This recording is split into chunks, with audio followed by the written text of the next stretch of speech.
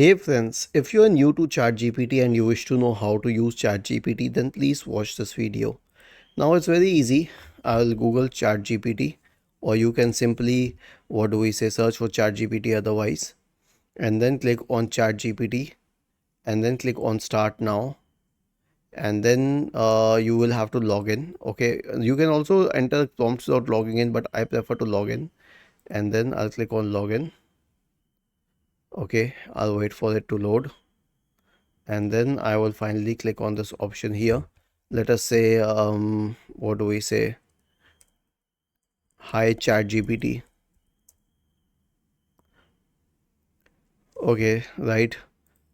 I need a friend to talk to.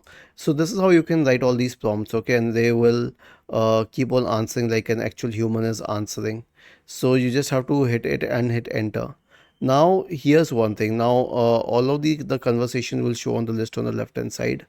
Okay, you can simply scroll through them and you can see all of this. And other than this, you can click on this option here to reset the ChatGPT chat box. Okay, you can also create an image using it. I mean, they say that. So let us see if it can.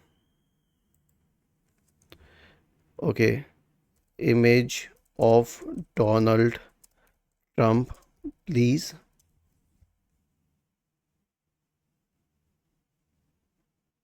Okay, yes, please. See, it can generate images too.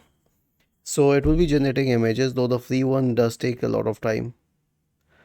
Okay, uh, generate image of a table instead.